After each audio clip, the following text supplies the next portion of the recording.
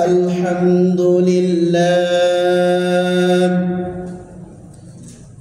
لله رب العالمين والعاقبة للمتقين ولا عدوان إلا على الظالمين أشهد أن لا إله إلا الله وأشهد أن محمدا رسول الله اللهم فصل وسلم على نبينا محمد كان صادق الوعد وكان رسولا نبيا وعلى آله وصحبه الذين يحسنون إسلامهم ولم يفعلوا شيئا فريا أما بعد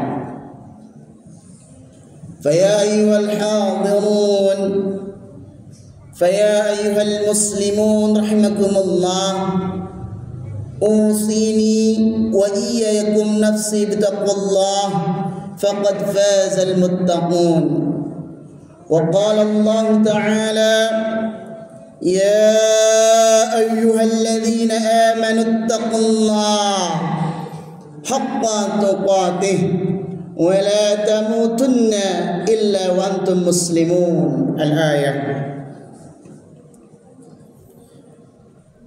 Saudaraku kaum muslimin yang dimuliakan oleh Allah Subhanahu wa taala, tanpa terasa sang waktu terus melaju, datang menghampiri kita dan pergi meninggalkan kita. Saat ini kita sudah berada di Jumat pertama setelah hari raya Idul Adha. Setiap kali kita berada di bulan haram ini, kita terkenang dengan dua momen bersejarah dalam perjalanan umat ini, yakni haji dan kurban, di mana keduanya melambangkan pengorbanan dan kesungguhan kita dalam merebut surga idaman. Namun di pasca Idul Adha ini, amalan apa yang harus kita miliki agar menjadi pribadi yang dapat mendawamkan atau membiasakan ibadah sebagai hamba Allah Subhanahu wa taala mustamirran, yang berkelanjutan? Setidaknya pada siang hari ini ada 5 amalan yang harus kita miliki pasca Idul Adha. Yang pertama adalah mentaati perintah Allah Subhanahu wa taala tanpa menunggu momentum ibadah hari raya. Saudaraku jemaah salat Jumat yang dimuliakan oleh Allah Subhanahu wa taala, sebagian dari kita kaum muslimin yang hanya melaksanakan ibadah saat momentum hari raya saja, ada dari kita.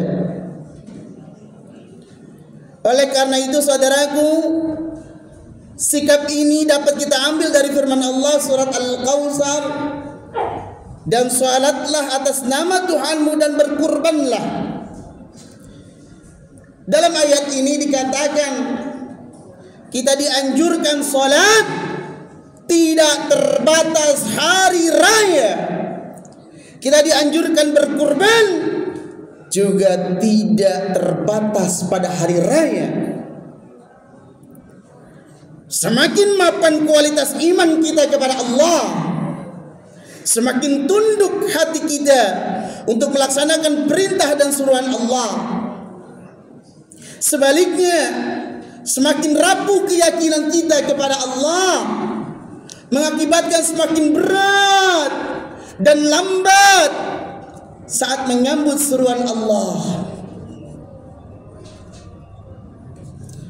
Mungkinkah kita hanya kuat menyambut seruan Allah di Jumatnya saja, Kemana kita di saat subuh, zuhur, asar, maghrib dan isya?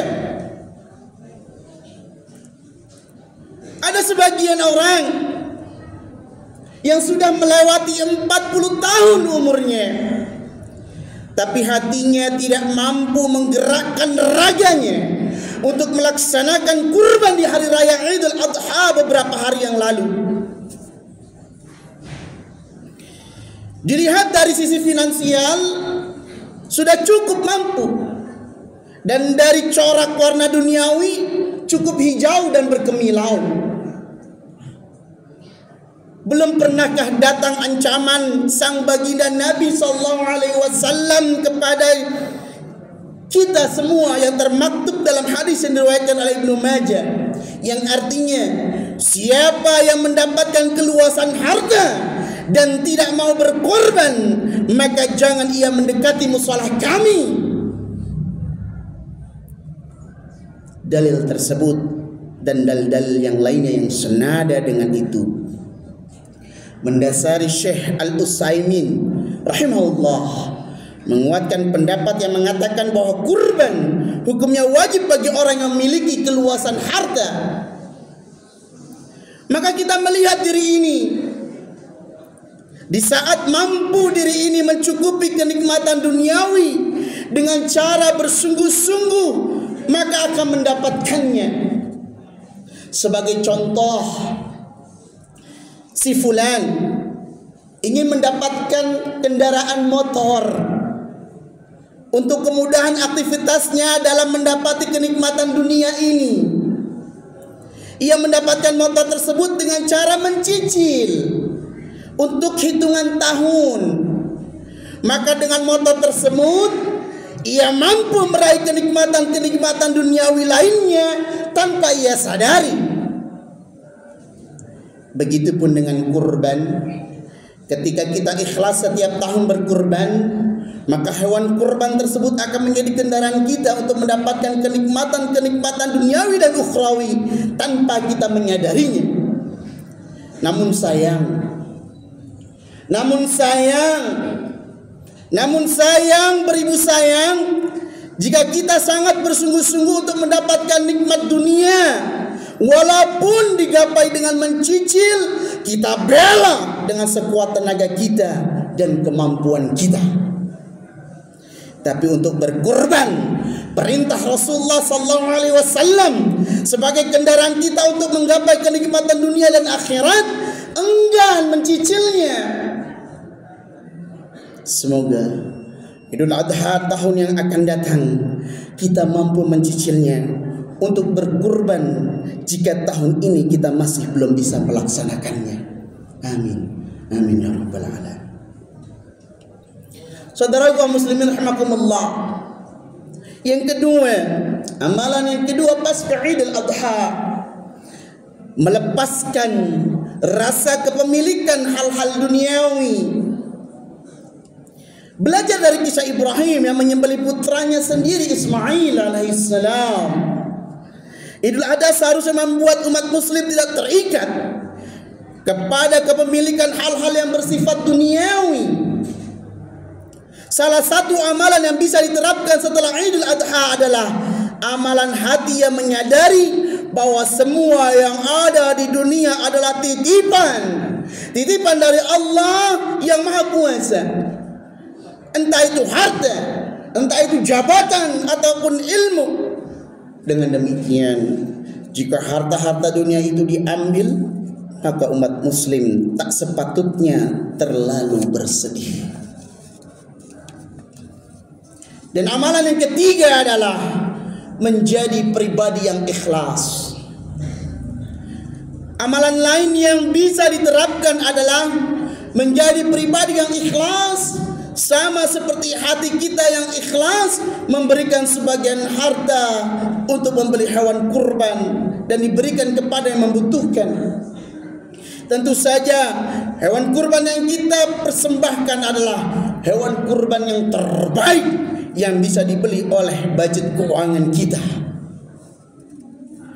Saudaraku kaum muslimin rahimakumullah. Dan amalan yang keempat adalah pasca Idul Adha, perbanyaklah bersedekah. Salah satu esensi dalam berkurban adalah bersedekah kepada sesama manusia, terutama yang tidak mampu, di mana dan kapanpun kita berada. Besar atau kecil sedekah yang kita keluarkan untuk fakir miskin tidak dipermasalahkan oleh Allah Subhanahu wa ta'ala. Satu hal yang menjadi perhatian khusus Allah adalah keikhlasan kita dan rasa senang ketika kita melakukan sedekah.